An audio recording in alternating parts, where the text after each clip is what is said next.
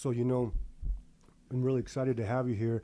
The last time that I talked to you, Pete, it was on the phone, but I think one of the last times I saw you was I snapped a picture of you behind the curtain at the Urban Indian Center when they had Joe here, and dude, it was so cool to see that place packed like that.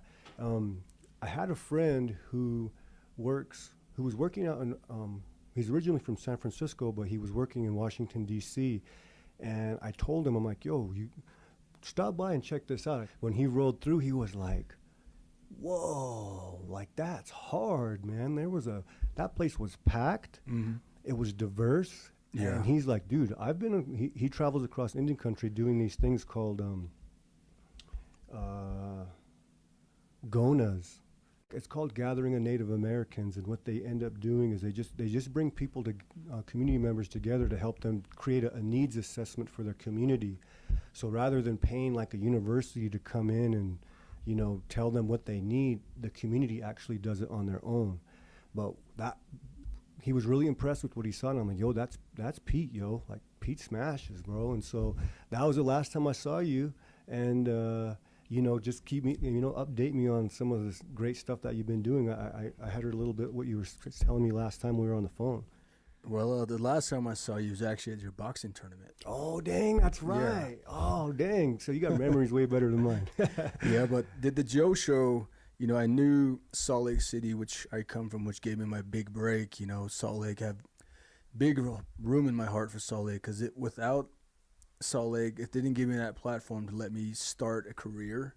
If the bars and the venues here never let me play there, then I would have never gotten to where I am today.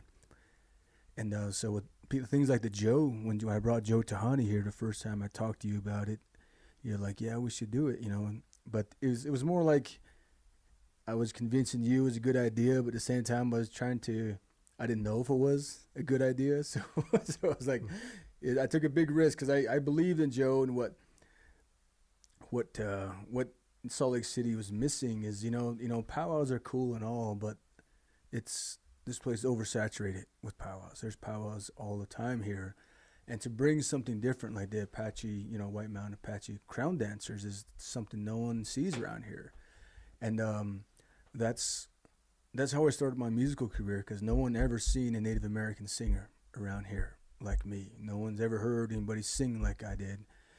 And I knew I was treading waters that no one's ever around here has ever done before. There's legendary Native musicians, but they weren't from here. They're not from Utah.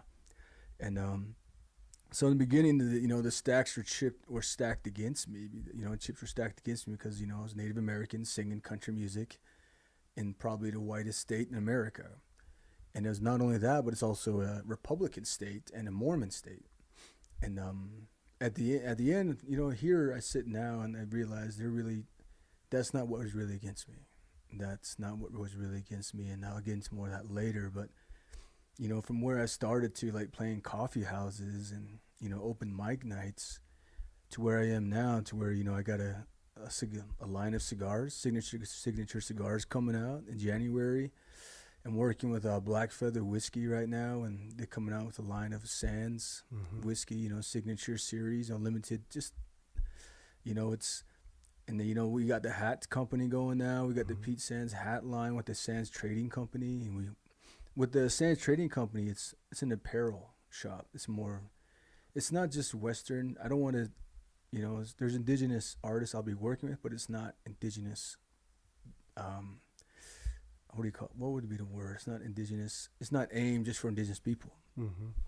It's aimed at whoever wants whatever we're selling. And, and so I'm partnering with some hat makers, some boot makers, some jacket makers. So we're going to be coming out with lines that I've come up with, and we'll see how they go. I mean, the interest is high right now in the hats, and we can barely keep them on the shelf, man. And it's going really good. And Yellowstone, of course, second season, and we were on the first season. And, I got to give Taylor Sheridan a big, big shout out, man. If he never gave me that platform, if he never put my song in the show, if he never put us on the show, and he didn't bring me back again, I wouldn't have the support I have now, or the spotlight, and You know, Yellowstone also gives a lot, not just indigenous people, but Utah.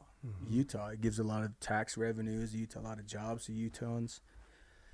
And that's one thing that I'm very thankful for. Taylor didn't have to do that. He didn't have to bring me along. He didn't have to hold me up and be like, this is an artist right here. And so he's become a mentor. He's a brother of mine now, but he's become more than that. He's a mentor to where he shows me, because the entertainment business is not the most translucent. You can't really. Everybody has an agenda. Everybody has something beyond what they really mean, and I've been fortunate enough to have people who kind of protect me from that, like Taylor, and musical people like Shooter Jennings, and they help keep those kind of things away from me, and they guide me, and they tell me which way to go, and it's definitely the most unconventional way for a Native American artist to go, because I started playing in honky tonks, man. I was playing honky tonks, dive bars, and everywhere I went, I was the only one. I was the only Native there. Sometimes the only colored person in town, and but I think I wouldn't trade it for any other way. I mean, I love where I come from, and I wear it on my sleeve. Obviously, I walk into a room and you can tell I'm Native American, and I don't hide it. But it's one thing to where the influence. They ask you, where does the influence come from? Why are you the way you are? I don't know. How do we know who we are the way we are? But you can point at certain things and be like, because of this, because of I went to ceremonies as a kid. I went to Yebiches. I went to Jinjis, and then over here on the other side, I discovered Johnny Cash and Waylon Jennings, and Led Zeppelin and Frank Sinatra, and then as you get older, you get into films. You watch Clint Eastwood, Sergio Leone, Robert Rodriguez, Tarantino, and it just all came together in this ball in my head to where I had this vision of what I wanted to be, what I wanted the music I make to sound like. And my first album, Dirt Dance Floor, God, man, I was so nervous when I made that. It was 4 years ago. I was talking to my band. We were recording our new album, and some friends of mine in the industry were telling me, when's the last time you made an album? I said, 4 years ago. And they're like, how lucky you are to have an album, your first album you released, sustain you for 4 years. Then the interest just kept building and building and building. Usually, if you don't release music every year, people forget about you. But you kept building. He says, I don't know how you did that, but you did. And I said, with this new album, which is called Thunder Roads, it is beautiful, man. It is something that, it's a beautiful mixture of genres, styles, and we just came from the recording studio right now, and then just hearing the playback on one of the songs called Billy Jack, man, blew me away, man. I can't wait to hear that cut right there. You know what? I want to say one thing about, I think from an outsider's perspective and watching you in the community and watching you from a distance, I could say that one of the things that I've noticed about you is that you've stayed on the grind. I mean, you've always stayed on the grind, and the other thing is that you're really diverse, and I think that the thing that's really appealing about you is just the how you can transcend. You transcend so many things, and whether it's culture, I think your look, sometimes I think people might pigeonhole that really easily, or just say, oh, the hat or the feather or maybe your shirt. But I think that there's something a lot more going on with your style and the way that you carry yourself. And I think most importantly is how you treat people. Yes. The other thing, again, that I was going to kind of allude back to was like, I have friends that have had aspirations of being a musician and an artist. But what happens is I think that they see themselves doing a little bit here and thinking like all this fame and fortune is going to come to them. and they kind of just assume like they put something out and it's just going to take off. But with you, I've always seen you just constantly grinding, and I think that's a testament to the success that you have right now, dude. I'm really, I've always really been proud to know you, and every time anybody has ever brought you up, I was like, man, this guy, he knows how to work, and I think that's really a testament to what it is that you do. Maybe tell some people that might not be so familiar with you, maybe some of what that was like. I mean, you talked about the honky tonks, but tell us a little bit about that Utah experience. The Utah experience is, I've found that any city you play in, any little town, there's always a rotation of musicians. Like one musician will play at one bar in town, and their friend will play at the other bar. So they would just rotate through different venues. And I found that here in Salt Lake, and getting into that was hard, Mm-hmm. because at that time it really upset me because they wouldn't allow me. But now I'm thankful because I didn't know who I was back then. But I think, as seasoned musicians as they were, they understood that. Like, you're hungry, but you don't know what to eat yet. You don't know what your favorite meal is. And that kind of, when someone says you can't do something, that kind of says, oh yeah, you don't think I can do that? Something like that. That challenge, you take it not as an insult, but it's just another log on the fire. There's no reason to hate anybody. I mean, of course there's reason to hate people, but there's no reason to hold on to it. Mm-hmm. Because as many musicians, many artists, not just musicians, many artists that I started with, I started out with like 20 musicians and artists all together, and now there's only 3 of us left. And if you want to be an artist and you want to make money at it, you got to come at it as like finding happiness, finding what makes you happy. And it's not always going to give you a lot of money, but if you're happy doing it, that is the key to success, because there's a lot of unhappy people in the world. Mm-hmm. And if you can keep a little slice of happiness for yourself by writing, by singing, by boxing, by Mm-hmm. some creative outlet that's in you, that's very important. It's sacred. That's the cornerstone of our spirituality, is having that foundation, that thing that keeps us alive. There's a difference between living and breathing. Mm-hmm. And I'm actually, nowadays I have a lot of younger artists who message me all the time. Mm-hmm. And I always tell them, I was like, in the beginning it's going to be hard.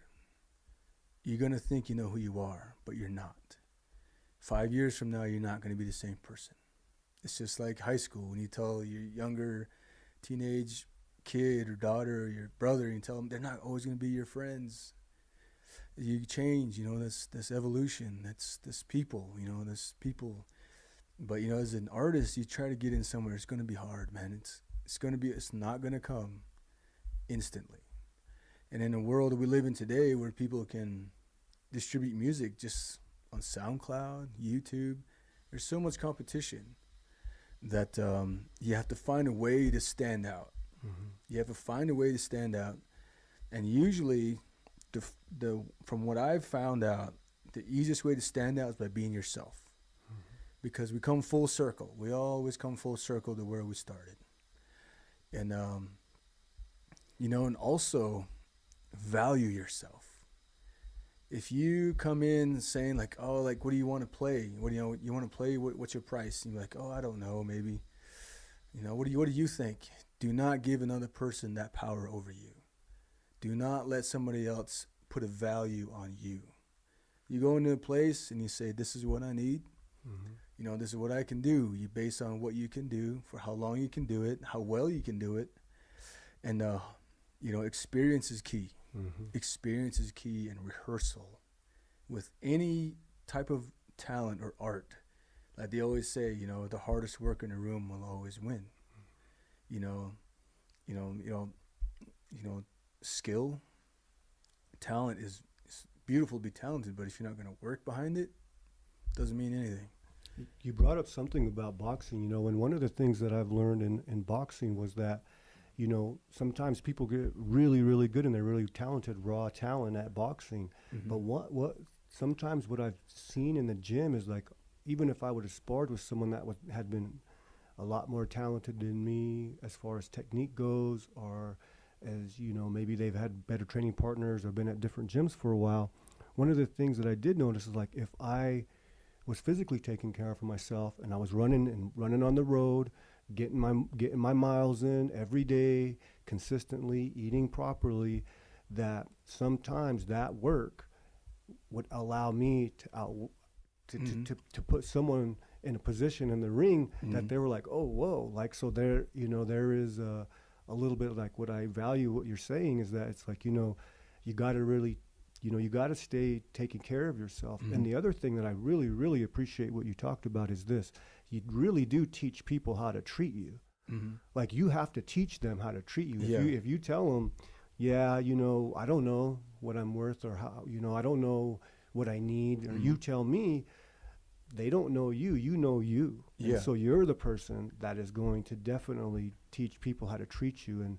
And it's good that this was something that I wanted to bring up with you, and it's good that that you brought that up, because I really think that this was something that I also looked up to you about, is because a lot of younger people, and maybe not just young people reach out to you now for support.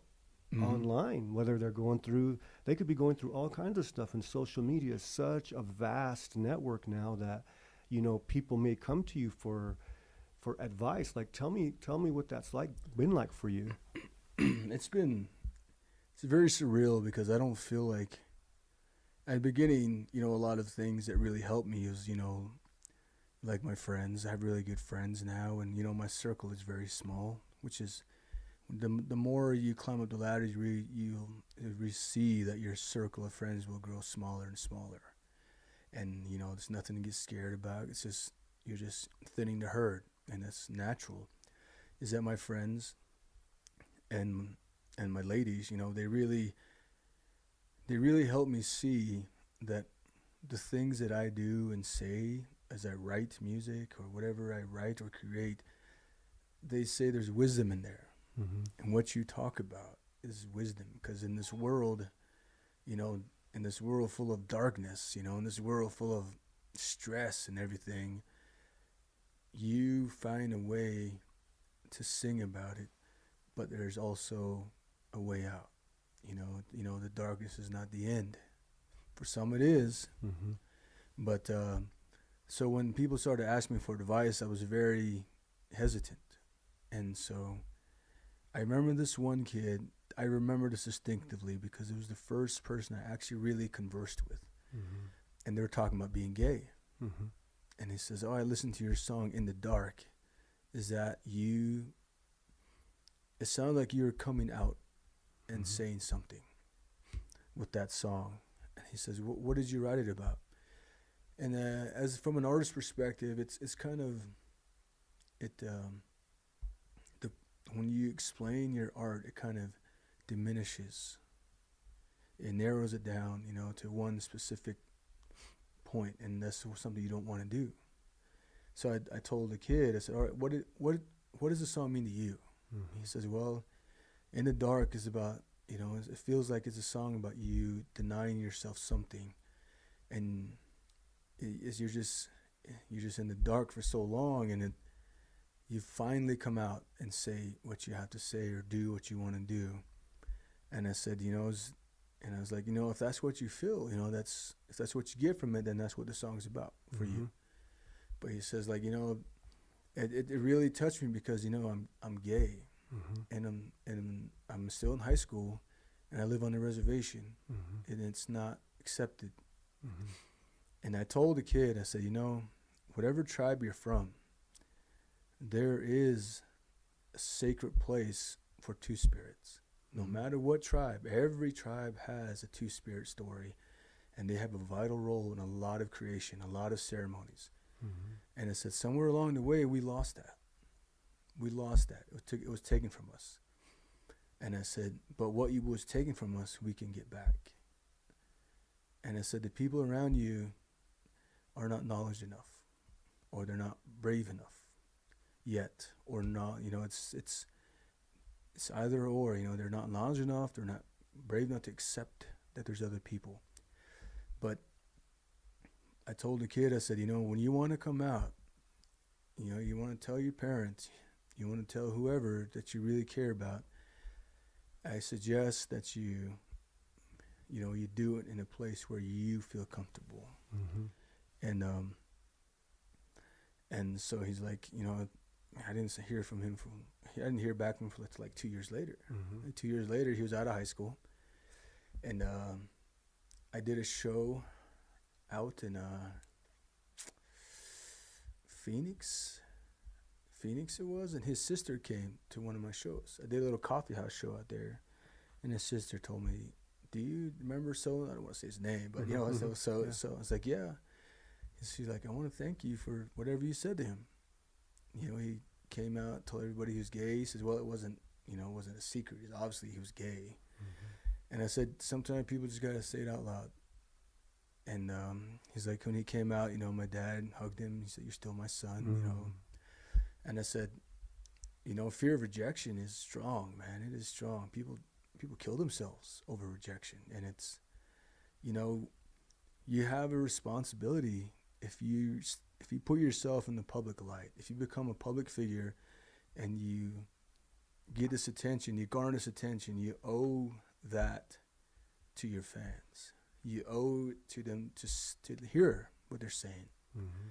And I know that can be overwhelming sometimes, and you can't always listen to everybody, but you got to put it out there. You got to say that as an artist. I want to hear you. Sometimes I can't hear you all the time, but I'll hear as much as I can. But what I've got to say is in my art. Mm-hmm. So that's my way of speaking to you. And so from what I'm very careful about what advice I give still, because, we're held accountable to what we say, to what we do. As you should know in your line of work, mm-hmm. whatever you say to people, especially if they come to you broken, mm-hmm. could either help them or make it worse. And I think it's really wise. One of the things that I heard you saying that was really powerful was that there's medicine in writing. Like the medicine that's in that writing is so powerful, and I like the way that you express, like, hey, if I told you like what it meant when I lived for what it was for me, then it would diminish that. It allowed that person to understand it, to heal themselves. Mm-hmm. Because it may have been a whole different thing, which would have taken away the healing away mm-hmm. from that person. And so when you talk about medicine and writing, I think that is such a powerful, powerful message, along with you being, and I think it's very wise, like you said, when people are vulnerable, you got to be very careful on what you say to them, and you're absolutely right. When you are writing, and when you started writing, like, where did that come from? When did you start finding out that, hey, there's something going on here when I'm writing, like this writing my thoughts down and them coming into fruition and making something so powerful and beautiful? When did you start to recognize that there was some medicine in that? Dude, I'm going to tell people this, but not many people know this, but I actually had an album before the dance floor. It was called Black Occasions, and I hope to God no one finds it and plays it. But it was an album I made in my apartment, in my kitchen table, mm-hmm. with a computer mic and a computer program, musical program that a friend of mine bought me from a clearance bin in Smith's. And I uploaded it to my laptop and, listened to the sample beats I had in there. And I was like, I can record myself. So I recorded myself. This was back in 2003, 2004, somewhere around there. And I started playing it. And I wrote this song, man. I wrote so many songs. But when my brother, John, he joined the military.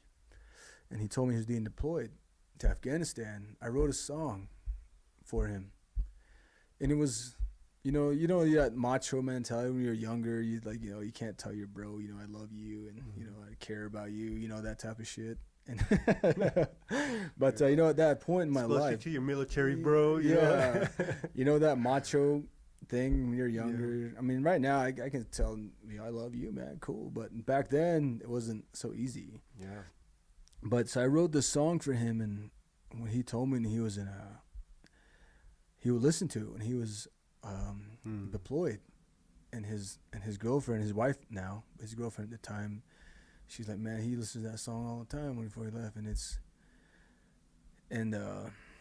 it really struck a chord in me, because not only did I realize it affected another person, it affected me, because, it's like I can say something that I really want to say in this form of writing that I can't say every day. And so in that way, this art, it helped me open the door in myself that was closed for so long. It was therapeutic. It was therapy for me, to where, where I can say something to somebody. And at the time, I thought, I can tell my brother, my friend, that I love him in a song, but not in a conversation. I can still get away with that, in that form. And so when that happened, I realized at that moment there was something to this. And I mean, we listen to music all our lives. Everyone listens to music, but you don't realize how much influence it has on you until it kind of clicks in your head one day, and you realize, this is what I listen to when I'm feeling bad. This is what I listen to when I work out. This is, and at that moment in my life, when I first had that realization about this song and what it did to me and to my friend, it kind of scared me, because I've always heard of music moving people, and I never had that before until that moment. And that kind of epiphany happens to every artist, and when I say artist, I mean any kind of artist, like a chef or a boxer or a writer, architect. An architect's an artist, and people who practice every day to perfect something in their life. It's at that one point in your life you have that eye-opening experience where you realize this is something you can never ignore in your life. This music will always speak to me, no matter how hard I try to ignore it. I did for many years, because I was afraid. I didn't know how to make it. I didn't know how to come out with it. I didn't know how to put it together. But that fear is what holds a lot of people back. You get a certain point, you see a drought. Like, you play 100 shows, and you're still the same amount of people at every show, or there's not anybody. But there's always that hump you got to get over. It's a hump you got to get over. I forgot what that was called in boxing terms, when you got to go 12 rounds. You go, in the middle of anything is the hardest part. The middle. We always hit a wall. Yeah. Even when when I was younger, I mean, I still run now. Running is also that medicine for me. There's so many different outlets that I had to use, because growing up, I was here in Utah. Everybody was diagnosed with ADHD, and so I got diagnosed with ADHD at a really young age. But what I found out about myself was that I always needed some sort of outlet. And whether it was running, or whether it was skateboarding, or whether it was even listening to music, was a huge outlet for me. As I got older, I remember that I went to Haskell, and when I was at Haskell, I had this person there that the guidance counselor was like, "Oh, you're ready to graduate." And what ended up happening was, I got to the very last semester, and like, "Oh, you still need one more credit, to quarter credit to graduate on time. If you don't do it, then you're not going to graduate." And the only thing that's available is a poetry class. And I was like, man, man, come on, man. Come on, man. I can't let the homies see me like in a poetry class, right? Like, what's this all about? And John Stevens, Denise Luiso were two of the professors that were there at the time. And John Stevens, I hope I said his name right, he's a wonderful, wonderful guy. He's actually down at AI right now. But I remember the first few times I wrote something and I gave it to them, they kind of tore it up. But they were like, but there's something here. And I remember like all this shit started pouring out of me, like really bonkers stuff and stuff that I was like damn, like wow, what is going on here? Like it really, and ever since then, it always was something that I used as a therapy, and that's what I heard you say too. Mm-hmm. And again, a lot of people out there do listen and talk to you, and I can't wait to see more of our people express themselves in more than the traditional ways. I think one of the things that I really appreciated about you when I met you and I started to get to know you was that I think powwows are great too. I think basketball is great. I think volleyball and softball is great. But I'm always been really interested in them, the little homies that are on the fringe, that are way on outside of the circle, that are out there, that are, you know, into skateboarding or punk rock or graffiti, or maybe they're just alone, like emo kids that might feel like odd or different than everybody because everybody's told them, well, you need to go to ceremony and you need to, you know, learn how to dance. And one of the things that I've always felt is like those things will always come. When they're ready for it, it'll be waiting for them. But the more that we tell kids, like, don't, why you dress like that? Like, why is your hair all funny? Why is your hair all colored like that? Like, why do you dress with that funny clothes like that? The truest elders I've ever saw, dude, were the elders that were like, what? Let me listen to that.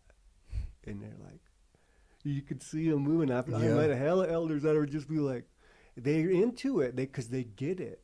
They get it. And I always loved when I seen elders who still can laugh, who still can get made fun of. But one of the things that I think that the elders, true elders, I think a lot of times I've had this opinion that there's elders and then there's old grumpy folks, you know. But the elders are somehow very compassionate and empathetic and understanding. So when they see something new, they're not so quick to say, that's bad, that's wrong, you shouldn't do that. Because that's really reminiscent of a boarding school era. When our great-grandparents were told like what you wear and how you talk and your music and all of that was something bad.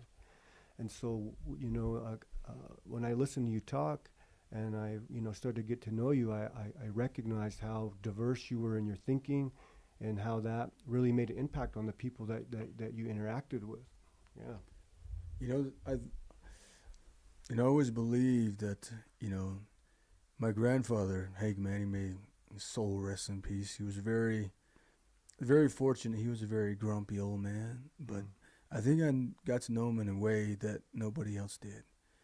When I was a younger child living in Arizona, in Kilichi, Arizona specifically, I spent a lot of time alone with my grandpa, Hank. He came around a lot, and he spoke to me about many things, you know.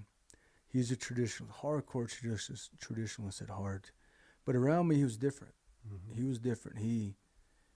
I remember this, I tell this story sometimes when I perform on the res, but when I was younger, my grandmother wasn't around much.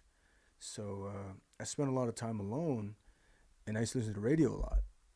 And one Saturday afternoon, I was cleaning, and I had the radio on, and I remember it was George Strait was singing, and I think it was Amarillo by Morning that was on the radio, and I was singing, and I didn't know he came. And he was standing by the door, and I was singing, you know, George Strait, and I heard somebody clapping. And I turned around and was like, oh, I didn't know you were here, Grandpa. You know, I said, Che, kunyala zinda. And he came in, he was clapping his hand. He's like, oh man, I didn't know we had a healer with us. And I was telling Grandpa, I was like, oh, you're crazy. I'm not a Tratli, you know. I'm not a Tratli. I'm just. He says, no. He says, Tratli. He says, people say Hatrathi is a shaman. In Navajo, he says Hatrathi means singer. What you're singing right now will help people. So that way, you're a medicine man. Whatever you sing, you help people. That is your way of helping people heal. At that time, I didn't know what the heck he was talking about, you know. I didn't know what the hell he was talking about at the time. I thought he was an old crazy man. But nowadays, with people helping me realize, opening my eyes for me, with me, you know, I'm kind of realizing what he was saying at that point. When I was a little kid, you know, I think the old man knew that I'll become something like a singer, just not the traditional sense yet.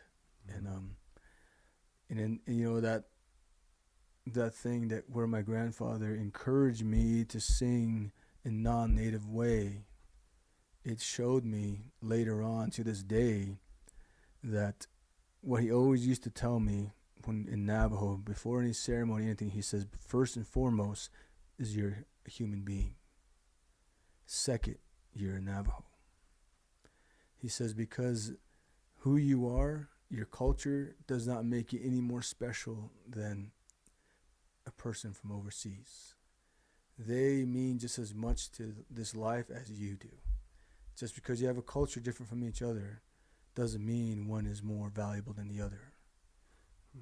As a human, you know, in Navajo we call it Lashlai, the five-fingered people. As a human first, you understand each other that way. When it comes down to culture, that's when people start disagreeing. But as a human, y'all breathe the same, bleed the same, take a crap the same. So if when you meet a person for the first time, you introduce yourself and who you are, you know, your clans, where you're from, and you let them introduce, depends on their culture, you know, you gotta say, this is where I come from, and state, this is who I am, this is where I come from. And then you say, I don't know where you come from, but I respect where you come from. But, you know, that's how we operate to this day, because, you know, the people I meet, you know, they could be, I hung out with Ed Sheeran last weekend. I hung out and I talked to him just like I would any other fan, you know, and that's what I think that's what people appreciate about me, because I'll treat anybody the same way as anybody else, you know, and I'll come out and I'll have a beer with you. I don't drink beer, but I'll have some whiskey with you. And I'll just shoot the shit with you, you know. And I enjoy good conversation because I want to hear people's stories, because we're not all the same. And it's interesting to find out where people come from and what they've gone through. And that I think that's one thing that I brought from my grandfather, was that day when he encouraged me to sing. Is from that day forward, it showed me there's different ways of healing, you know, but I also understand where I come from, and I will never turn my back on my culture. I'll never do that. And even like now, I really feel like it is my responsibility to encourage people to follow their passion, whether it's singing country or singing traditional songs. And I've always told myself I'll never be like a traditional singer, but in this new album, there's a traditional song on there. Cool. And I called a friend of mine who lives in Provo. She's the one that used to tell me, Pete, you gotta do some traditional music. I'm like, never doing traditional music on anything I make. I called her like 2 weeks ago, and I said, and she answered the phone. She's like, you're putting a traditional song on your album, aren't you? You know, one of the things that when you're telling that story about your grandfather, it's a wonderful story, because it helps, again, me even be more understanding and relate to you and have the respect for the way that you treat people. When I was growing up, I grew up in Randolph, Utah, on the UNO, and there was a lot of stuff going on out there when it had to be with biracial children. And I grew up in a time on the Ute reservation where there wasn't a lot of biracial kids. So being half Mexican and I remember there was a couple of other biracial kids on the res, and they were half white, half Ute and half white, and I was half Mexican. And there wasn't a lot of us though. And boy, man, we used to get it, man. We used to we used to get it bad, dude. We'd always be getting, even the adults in some strange way, you could feel the resentment they had towards you for, your mother or your father getting with somebody that's outside of your race. And then you go to the border town where they still see you as a native person. So they still give you all that negative, like, stereotypes of being a native person. And so, and then my dad grew up in Northern California in a place called Watsonville, California. And I remember my mom and dad were young people, so when we had to travel, my dad traveled and my mom traveled for work or for school, so we moved around quite a bit. We moved to Salt Lake City, we moved to Logan, Utah.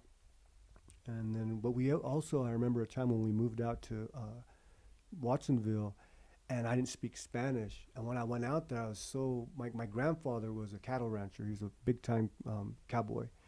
And my grandpa was like a hero to me. Like, I look up to him because he was like a superhero, because he'd ride horses all day, and he was not scared of horses. Like, he would just like pick their feet up, put their horseshoes on, trim their toenails, and just do it just so fast, branding cows, always on a horse. And I was like, always was fascinated by that. But he was a man of very few words. He never used to talk very much. But even as I got older and I grew older, like when I was in Watsonville, because I didn't speak Spanish, and I had braids, and I had boots, cowboy boots, and like a flannel. I remember going to school, and the kids, all I knew was they were making fun of me. Yeah. And they would call me like a girl because I had long hair. And it was a trip, because I was like, man, even out here people think.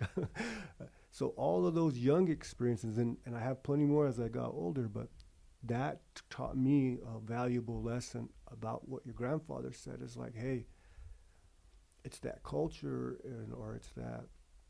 it's at the end of the day, human beings is what you are first. Mm-hmm.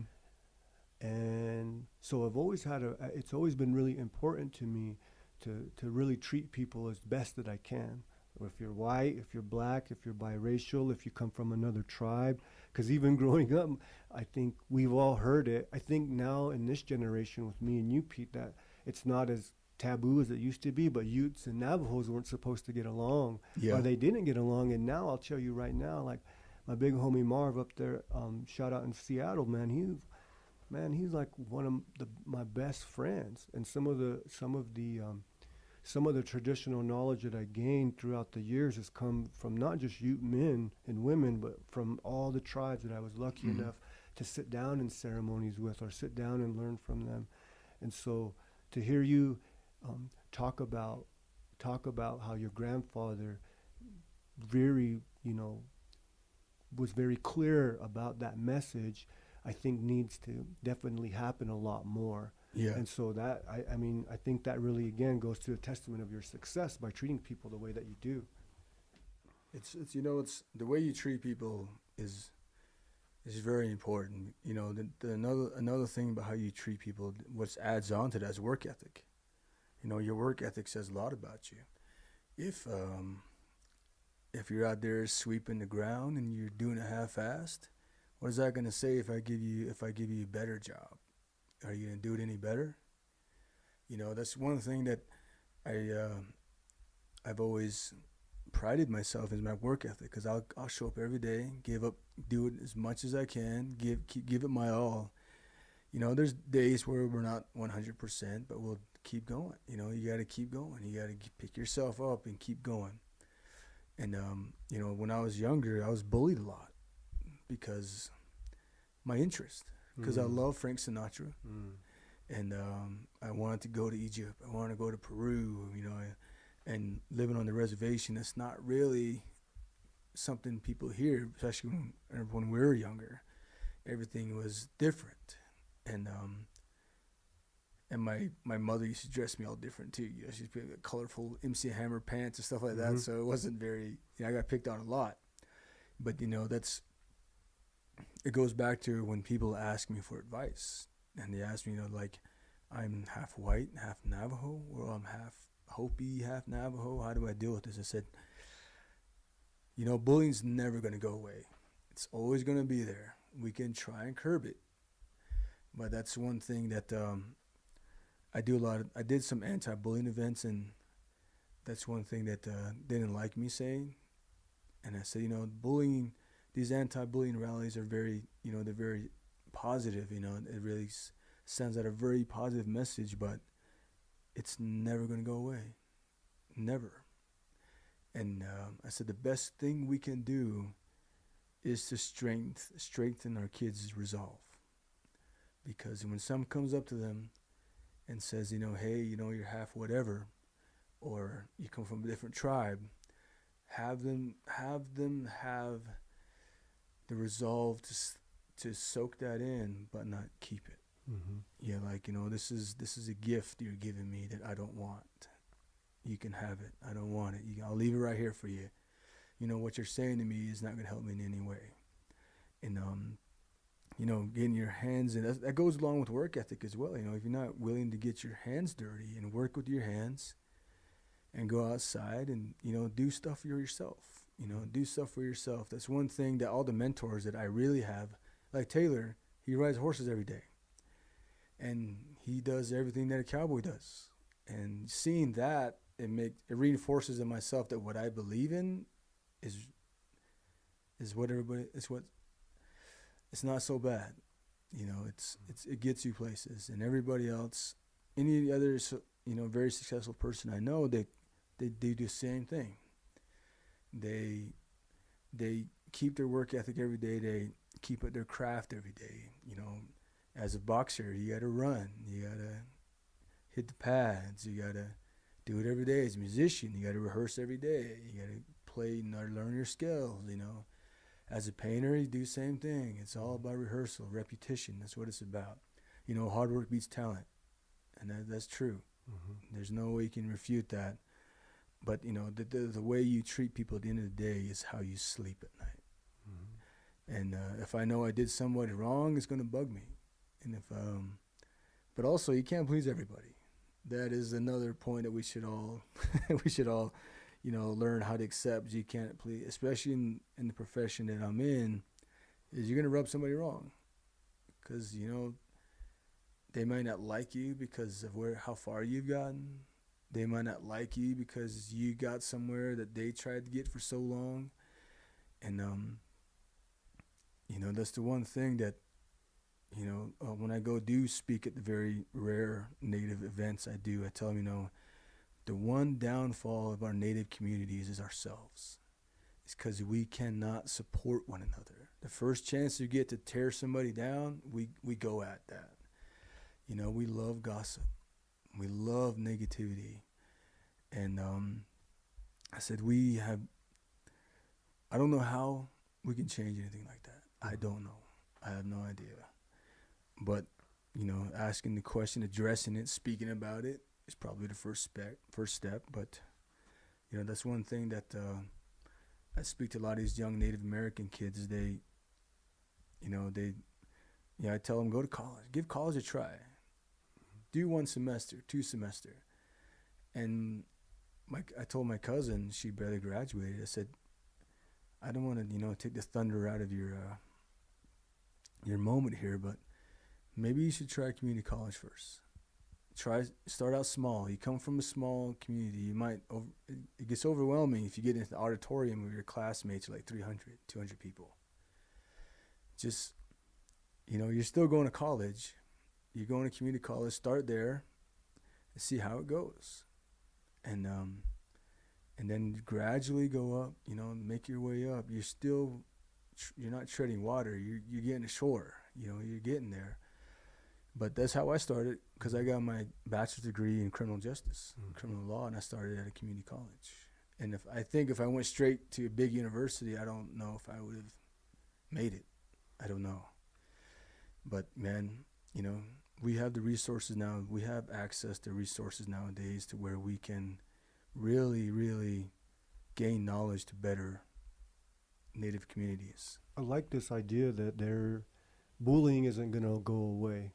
You know, I think that we could, as a society, not even just as Indian folks, but I mean, as a society, I think that we could do a better job at helping minimize it. But Yeah. you're right. I don't think something like that's ever going to go away.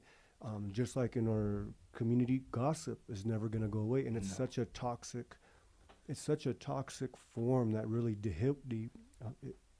it really debilitates our people. And but I kind of have the same sentiment as you. Is like it's just not going to go away. So how do you as an individual, and I'm speaking to myself, like how do you protect yourself from that? And I think the martial arts is one of those ways. You know, maybe it's not boxing, maybe it's jujitsu or Muay Thai or Taekwondo or these kinds of endeavors, because it really helps you build some confidence in yourself. And but also, you know, the other thing that I was curious about what you were saying was physical health. Like, so I know that, you know, when you're traveling and you're on the road and you have a lot of things going on, like how do you find the time to take care of yourself physically? Because I mean, if you're on the road, you know, you might not have the best food, but at the same time, I was also thinking about this the other day. It's like, dude, I'm going to assume that you've been to the South a little bit because you got some dear friends in there. Because I was like, man, I bet he's probably get some really good food down there too, man. Like some Cajun style food, and like he's might be eating some spots. So how do you physically take care of yourself to stay on point for your craft? Actually, I got to give big respect to my friend Nicole Sheridan, Taylor's wife. She's the one that started me on this eating healthy, working out path. I mean, I've lost a lot of weight. Her started me out and getting me on that track. You know, getting on that track to realizing that, you know, eating right is the first step. You know, eating right is the hardest part, and then working out. You know, I think to me, eating right is harder than working out. I would agree. Because, you know, you could stop at a store and get a bag of chips. And it's just right there, you know. And so when I started eating right, I started eating better, became more conscious of what I eat. You also have that stigma that comes with eating right, where people think like, oh, you think you're better because you eat right, or you don't eat this or eat that. But, you know, we have to, you know, it's our communities are changing. We're becoming more health conscious. There's a lot more yoga on the reservation. There's a lot more, you know, like Zumba on the reservation. But, you know, when I first started and I got to start working out with Nicole, going boxing and stuff like that. It's the first time I ever tried boxing, and boxing is hard, man. It is hard. You know, anybody who thinks boxing is easy, it is not easy. But it's not the sparring, it's all the exercise. You go the running, the hitting the bags, having all that weight on your extra fists, you know, it's just, you know, but it's a good workout. Once you feel that and once you get into that routine, once you get into a routine of eating this, eating that, avoiding this, avoiding that, it becomes easier. And so when I'm on the road, I try not to stop. Of course, you got to stop for gas, but when you stop it is easier to stop at a grocery store than a convenience store. Because you stop at a Smith's or Walmart, you can get like bags of vegetables. And it's also more cost efficient if you go to a grocery store and you stock up on food rather than stopping and eating different spots. So in the beginning, it was more economical, and now, man, my brother over there, he's lost a lot. He lost like 100 pounds. Yeah, dog. I wasn't gonna say nothing when I fucking first saw you, bro. But I was like, damn. I was like, is that the same homie? And I had to look at you, and I was like, he's looking good, man. Yeah. So hey, I would say that I'm not a person that has hate in me. But growing up, I had hate in me because I was like, why do I get, like I said, I got bullied too, you know. It was like I was a skinny ass kid, and I my mom and dad didn't dress me funny. I picked stupid shit to wear, so I just dressed stupid, fucking weird, and so people got, but you know, diabetes really is Yeah. something I hate. Suicide is something that I really hate. Because a lot of that is that we do have control over that to some Mm-hmm. degree, and obesity as well. Mm-hmm. Because the thing that really breaks my heart is even when I go home on the res, or even when I just even here in the urban community, when I see people just giving their kid like these massive sodas and chips without no water, and they're not moving that much, it really hurts me. It Mm-hmm. makes me sad. And so again, another platform for you to, even more though, because I think the thing that many people appreciate about you is that you're just not talking about it, Pete. Mm-hmm. You're just not saying, oh, you should treat people nice. Oh, you should eat better. Oh, you should love what you do. You're doing it. And I think that's one of the most key things, is that it's about what you do and not what you say. Mm-hmm. And it's about what you do when nobody's watching. It's easy to be the person doing all, like, Oh, being yeah. amazing in front of everybody, or you know or even when you go and around folks and you talk about all these spiritual things, but then on the side you're cheating on your wife, or you're using derogatory language about other relatives and stuff. And that, I think that's really what's makes people very successful, and I can definitely see those qualities in you. I wanted to ask you a little bit about your transition. I think I have an idea, but I think people want to know, what's that transition like from music into acting? Well, honestly, acting came first I see. before I became a musician. I used to have a really fear public speaking, and when I went to Weber State University, I was taking criminal justice courses, and you had to give presentations. That you went to college, and so I was having trouble doing presentations, and one of the professors says, "Hey, you should take an acting class." And so I went to the performing arts program, and I said, I was beginning acting, I'll try it. So I went over there and I tried it, and I was a natural at it. Nice. And I was a natural actor. I was such a natural actor that I went from beginning to the most advanced class that they had the next semester. I didn't take no in between. And the lady, the instructor, I can't remember her name right now, but she's the one that, she says, you should try playwriting. I went to playwriting, and it was easy for me. And my minor is actually creative writing. Mm-hmm. And it comes easy for me. It comes easy for me to write stories and stuff like that. About acting, and when I did playwriting, she's like, your dialogue has a natural flow to it. A lot of people struggle to try to capture natural speech, but when you log into a character, it's easy for you. And she's like, she said the same thing. Like, where did you grow up?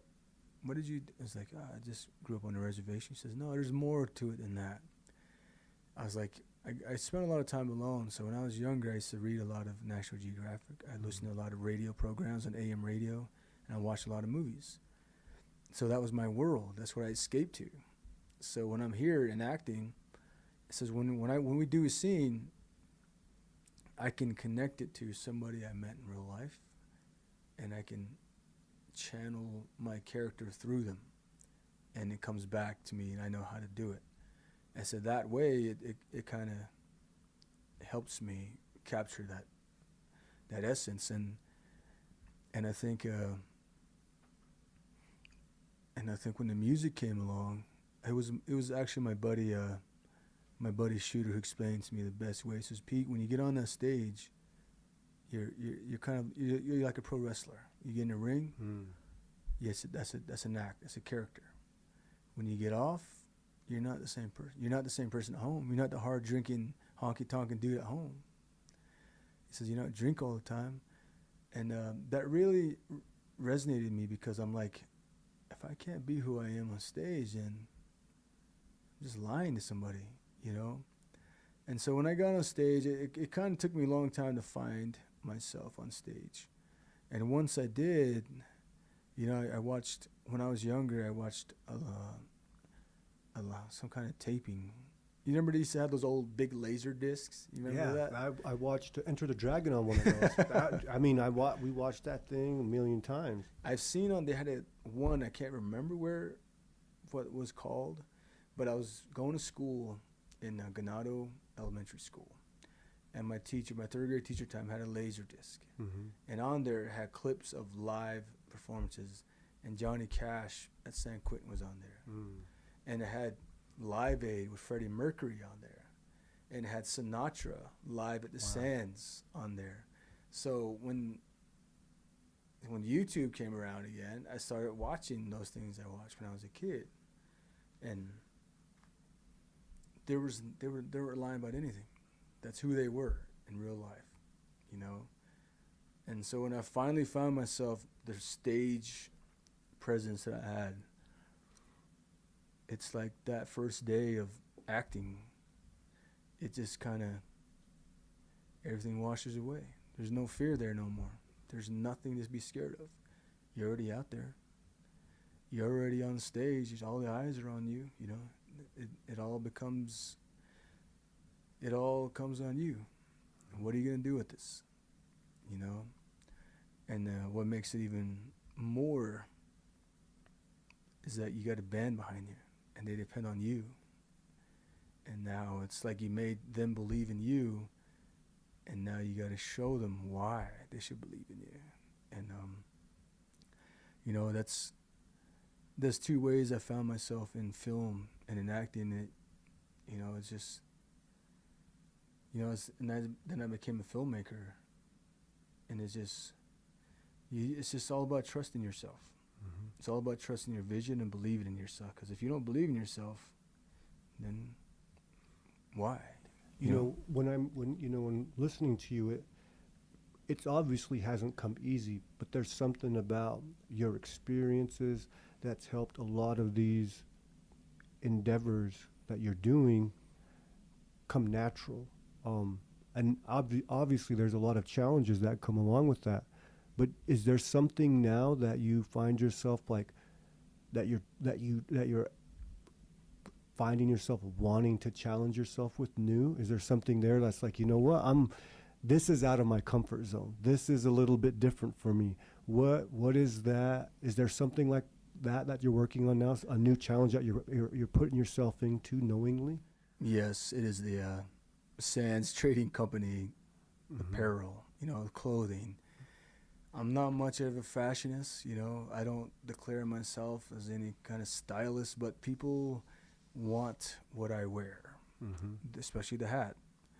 And, you know, I have these great ideas, and, like, I can never find the jacket I want. And so so my friend Sahara, she's just like, why don't you just make it yourself? Exactly. And then the shirts that I get, she's like, you know what, make them yourself.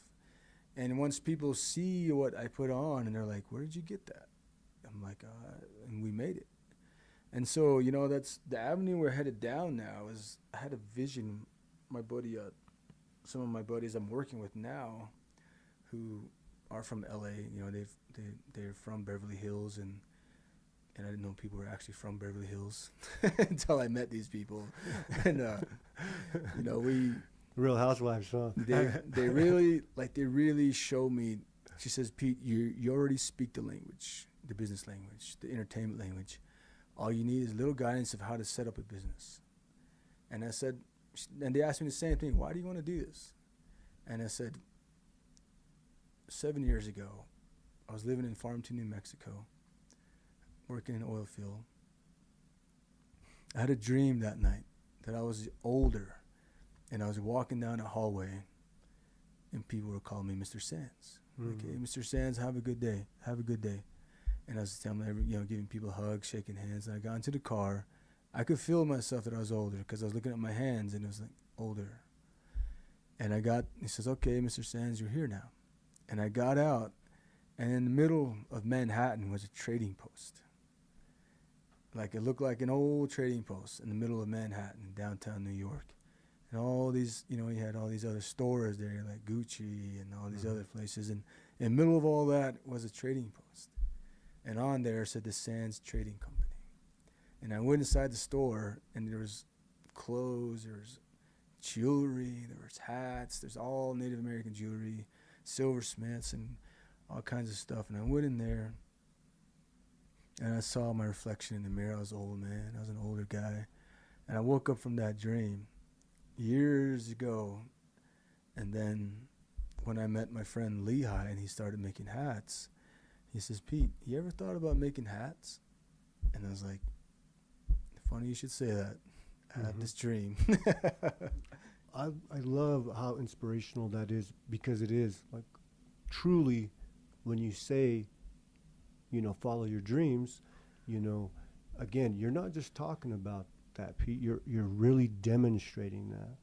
So, you know, I'm really excited that, you know, we had an opportunity to sit down today, talk about all the, actually, you know what, let's just do a little bit more of, just to give us a little bit more details on these cigars and this whiskey, because I think this is, because with the cigars, you know, that is, I think tobacco and natives, there's could be this idea, well, like it's sacred and it's medicine. Then we also have the camp of folks that say, you know, there's either it's either, and I still get this today. It's like it's either you drink or you don't drink. It's either good or it's bad. And so, you know, I think what you're doing is extremely important, because alcohol isn't going to go away. You see that in our communities, that even if you have a dry reservation, sometimes that even makes it worse of the alcohol problem when you have a dry reservation, because of all the things that people do to get it back on the reservation. Or so sometimes there's a lot of black and white thinking about, you know, what these things are and how they play a part in our lives. Maybe tell me a little bit about your thoughts on that. Well, you know, I was very hesitant, especially with the whiskey, to go into it because of the history with Native Americans. And a lot of people I work with, they were kind of like, I don't know, you know, it could work or it couldn't. And I said, you know, it's the same way you thought, you know, Native American communities are have been devastated by alcohol. And my thought thinking, my process going into this was like, just like with any type of epidemic, like teen pregnancy, we need to be educated about this. We need people who can say, you know, this can cause this, this can cause this. So alcohol, if you can't handle it, then don't do it. But if you can, for the people who can and do responsibly, they should not be punished for those who can't do it. And just like with anything, alcohol is good in moderation. But you know, I've had my biggest critics ever since they released the pictures of me with the whiskey bottle. It was like, you know, you are perpetuating the problem. And I said, my rebuttal to that was, I'm trying to help get, you know, the stigma of Native American. That's a horrible stigma we have on ourselves, is that we're drunken Indians. We can't handle alcohol. And I want to give it to where we can say, yes, we can. You know, you're not any better than us, you know. And then I said, to me, the biggest problem nowadays is sugar, like you said, diabetes. And diabetes is something that I also, you know, hits close to home for us. You know, my brothers and I. So does alcoholism. And I think for me to do it is I felt like it was a way of facing the problem, like standing up to it, like saying, okay, you know, I don't hide that I drink alcohol. I don't hide the fact that I smoke cigars. I think that does more damage to someone by denying who you really are, parts of yourself. And as a public figure, I need to show that you can't be afraid to be who you are. You know, you can't be afraid to like hide parts of yourself. You know, it's not okay. You can't be who you are truly if you're hiding parts of yourself. What I like about this idea is this, that a lot of that stigma and stereotype comes from this idea that there is this genetic trait that kind of says that American Indians are just alcoholics or they can't come anywhere near it because therefore this will happen, without taking into consideration that like environmental factors play a huge part in how people deal with mental health, how they deal with their circumstances. If those communities and if the resources were there for our communities to deal with housing issues, to deal with employment issues, to deal with healthcare issues, would we still see the same type of coping with alcohol that we see? I don't think so. There are statistics out there right now that I can fact check later on here, but there's less alcoholism in Indian communities now than ever. Like you're seeing a lot more sober natives or people who social drink right now. So the idea that I think that to move away from like, oh, Indians plus alcohol equals alcoholism, or Indians plus alcohol equals dysfunction, is like there may just have to be a re-socialization amongst our young people what alcohol is and how you consume it. Because I'll be honest with you, when I was growing up, I was socialized really horribly with alcohol. It's like my cousins, my uncles, my homies would be like, you go get like 10 24 packs and just smash them, and like or you get a bottle and you just drink it until people are flopping out.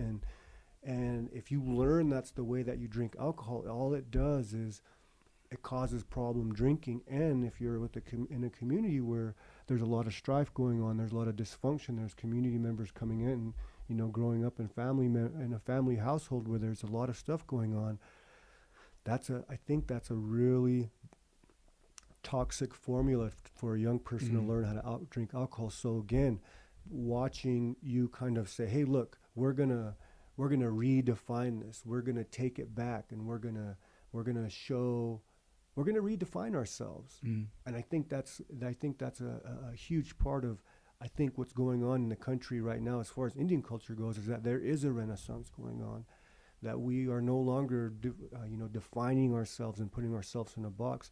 We are now saying, hey, no one is going to define us. No one will define us now. And I think you mentioned Sahar, and I know you have a lot of other folks that you work with. I think that all of them are doing their part, and it's a really exciting time right now, I think. Yeah, I mean, what taking back our identity is, one thing, but rebuilding it is another. And it's also what do we want to present to the world? What do we want to highlight? What do we want to admit to? Things like, there's a lot of things we could talk for hours. Right. About right now. There's a lot of spiritual warriors that are being called out for being, inappropriate with females. A lot of fuckery going on out there. That's what's going on right now, and it's it's sad to say these are the same people who came at me like, you're because you drink and you put it out there, you're a bad person, and you come to find out they're the ones doing all this fuckery behind closed doors. And I'm like, you ruined that word, spiritual warrior. Now what do we got? Any person who comes in trying to help the people will automatically be suspected of something. And I think that's sad, man. It's an extremely scary situation. It really shows that where the toxicity of gossip really comes into play. Yes. And how people can utilize that as a weapon, and it's a scary thing. I've had this conversations with other relatives about how I'm really glad that the Me Too movement has really shifted the country, but I'm also afraid of some of the possible ramifications that some of our brothers and some of our sisters might get swept up in that without just cause. But you're absolutely right. I think you're 100% right. I heard a homie talk about that as a mactivist. Like there's a lot of people out there utilizing the social justice and utilizing some of the spiritual warrior platforms to treat women badly, and that really is disturbing. But you're right. There's a lot of fuckery going on out there right now. When do you see that? Do we have any time frames for the cigar line? Do we have some time frames for the brand, for the whiskey coming out, for the hats? Are these things that are available out there for folks right now? And where can they get them if they are? Well, the hats will be coming out. We'll start taking pre-orders in next weekend, Mm-hmm. and we'll have choices for people, different styles, different colors. We also have custom-made hats and also refurbished hats, so you can have those options too, pricing-wise. And we also have hat bands. The custom-made hats, of course, will take a while to make. It's just the way it is. You make Mhm. something by hand. Measurements, it'll take like a month or two to make. We're a small brand. We're starting out, but we hitting the ground hard running, and we can start because a lot of people want it for Christmas. A lot of Ooh. people want it for Christmas. So at the end of after Thanksgiving, we're going to officially launch the Sands Trading Company website, so you can start taking orders. And everything else, like jackets, boots. I think the boots will be ready to launch in February because we're making cowboy boots too. Mhm. And but the whiskey, the Sands Signature Series would be like in January, I think, end of January. Is there a larger company helping you with that, or is Oh, there a there. distillery, or are you guys teamed up with somebody? It's actually, I can't, for legal reasons, I can't say the Oh, I name of understand. them. But Yeah. around what we're dealing with now is they're already established company, Mhm. and they've supported me in many ways. And they came to me and they're like, Pete, man, you really are what Utah is. Wonderful. You're Utah. When people say Sands, they think of Utah. And it's because this whiskey brand is a Utah brand, and I love it, and Mhm. I like the way it tastes, and I like the people who run it. You're very good people, become very good friends of mine. Like we want to have some Sands bottles, maybe with some sort of logo with your name on it, put Sands Signature Series, this limited run. And I said, that'd be cool, man. That'd be cool. I mean, it just, Utah gets a lot of flack for its reputation, whatever it is. But I've always worn Utah. I've always represented Utah wherever I went. Mhm. And it's very nice that things are starting to happen in Mhm. Utah. And man, we've tried so hard, to get, because Utah has a stigma as well, and it's not a bad stigma, but there's more to Utah than just Mormons, Mhm. and there's a subculture there that's breaking out, and people from the Sundance Film Institute are really helping me out as well with different endeavors. And the cigar line is a friend of mine. I made a friend in Vegas. He used to manage a really, really high-end cigar club there, and he just found me on Instagram. He says, come by, man. I love the way you look. Come by. So I went there, smoked cigars with him, I actually made a short film for him, and he moved back to Serbia to start the cigar company. And he's like, man, Pete, man, he says, you know what you like, Mhm. and I want to help you build. It's just, you're such a unique character that, I respect you because of the way you treat people, because of the way you are with people. And he says, I want to make the cigar for you. He says, what do you like? And he's like, I like light cigars. I don't like thick, heavy, dark cigars. I like it to burn on its own, because I find that if cigar burns evenly, which is what you want in a cigar, for it to burn evenly, a nice ring going there, but you don't have to constantly babysit it. I don't like baby. I'm more of a. I picked up pipe smoking probably a good 7 or 8 years ago. So Yeah. I've always smoked pipe now, and I actually got a few of my friends to pick up the practice.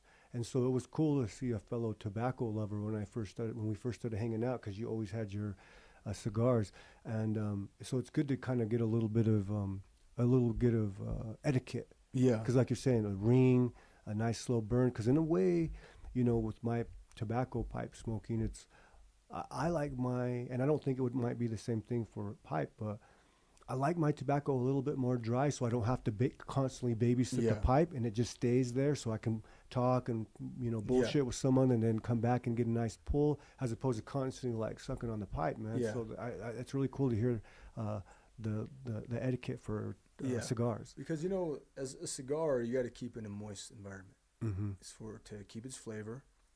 And every time you go to a cigar store, you got to go into humidor, where it's humid because it's. But once you take that out of that environment, then it degrades quickly. Mm-hmm. So when a cigar, within a week, it'll be falling apart. So ideally, you would want to smoke the cigar right when you get it, when there's still some moisture in it. But usually the thicker cigar, not thicker, but the more darker the cigar is, it stays moist longer. And so with the light cigars, like the things I like to smoke, like a Toro, like a Toro Fuentes or Olivia's, the Perdomos, is I tend to go towards the lighter ones because it, like I said, it burns. I just like the taste of the lighter one. It's like a beer, it's like you get a nice wheat light beer, not Bud Light, fuck Bud Light. but like some, like you get like a nice, like domestic, like a local company beer, like Wasatch or Uinta, and their squatters. You make like a nice Hefeweizen. Evolution is really good, but anything thicker like Guinness, I can't really drink Guinness. It's kind of it makes you full. I'm going to give you guys I'm going to give you and some of the listeners a little bit of like a peek sneak at a next podcast coming up. We had we have one of my cousins who lives in Colorado right now was looking for some ways to generate money for donations for the bear dance, the Randelette Bear Dance every year. And he went to a brewery out there and talked to them, and they created a signature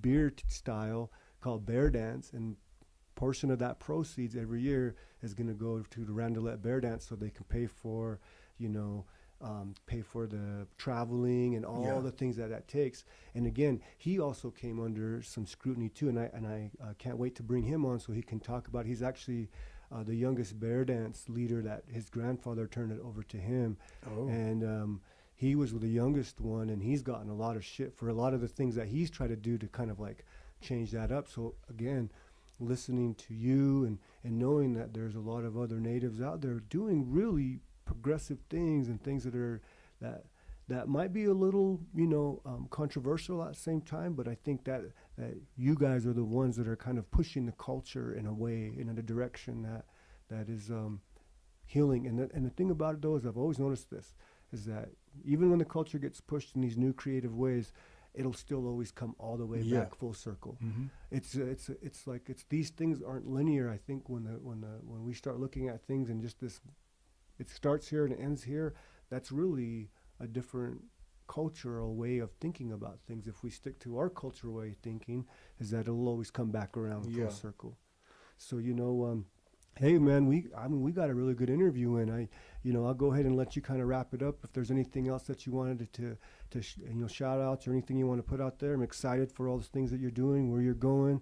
Can't wait to. I don't wear cowboy boots, bro, but I'm telling you, man, I'm gonna build me some cowboy boots, bro. These are my Pete Sands originals right here. What you know about that boot game?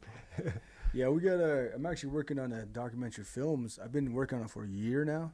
It's a film called The Hurting Song. It's about missing and murdered Indigenous women. Wonderful. And it's going to be like 5-part miniseries. And because I think the issue of missing and murdered Indigenous women cannot be told in an hour-and-a-half documentary. It's too broad. It's been going on for years. Even I always tell, I've got a lot of shit for the things I say, but I always say like sex slavery, human trafficking has always been here because tribes did it to one another. That's what they did. It is nothing new. But I was like, that's where we're starting from. It's from that to where we are now. And all the things in between, with all the well-known cases and all the, the missing, the highway, the infamous highway in Canada, it's going to be very visceral. And that's where a lot of that a lot of that tribal animosity came from those very things. Yeah. And so, that's, peeling back the layers. And one of the things that I like about that, it's really kind of destroying that romanticized idea about American Indian people being in this, loving, you know, place that sometimes people think back and said, oh, our ancestors were perfect people and they never did anything to each other, and we were living in this, utopia in heaven before colonization. And, I think that is actually feeding in to the Western romanticized idea of who we are, the one that they created when they were talking about American Indians in Europe. It was almost a black and white thing. We were these spiritual environmentalists, but then we were also these savages. There wasn't nothing in the middle. So it's like, and sometimes in a little bit of a way, I think that even now contemporary Native scholars can sometimes fall into that very same kind of thing. That's why when I read Tommy Orange's book, I read that thing in a day, man. I flew through that thing because it talked about urban natives in Oakland. So if you haven't picked up that book yet, for anybody who hasn't, it's not just a good book for American Indian people, it's a good book for America. And so that's why I'm like, when you go and you start talking and talking about this rich history here, I think it's just another layer for your legacy that you're going to be leaving here. Because shoot, man, even though it feels like long, your stuff is what people will pick up, and hopefully they'll pick it up in the classroom and say, look at the experience of this person. This is kind of what makes that's what makes our community so rich. And actually, some people can sometimes get like weird about this, but that's what makes our country amazing as well. Is your story is a very American story, if not the most American story. So I'm again really looking forward to all these amazing projects that you have on deck right now. Yeah, me too, man. I mean, people always ask me, where do you come up with all these stories, all these songs? I said, well, I grew up on a reservation. On a reservation, there's not a lot of white and black. I didn't grow up in a white and black environment. The black and white, I should say, where things are, right's not always right, wrong is not always wrong. I've seen good people do bad. I've seen bad people do good. And I said, the place where I operate is a gray area where angels fear to tread, because you don't know what's right or wrong. That's basically, that's where I really connect with Taylor Sheridan, because if you watch his movies, it's exactly like that. Wind River, Sicario, it's one of those things where you find people you connect with and you automatically feel like you've known that person your whole life. And that's what the human element of all this is. No matter where we come from, we're still human. We may have similar experiences. Once we get anything beyond being human in, that's when the disagreements come in. So, be human first, man. Well, hey, man, I think that really wraps it up and says it all right there. And you know what? I can't wait to sit down with you again in the future to see where you're at in another year, man. I'm really excited. So thank you for coming on and us having you. And I can't wait for people to hear all the great stuff going on. All right. Thank you very much. Thanks, man.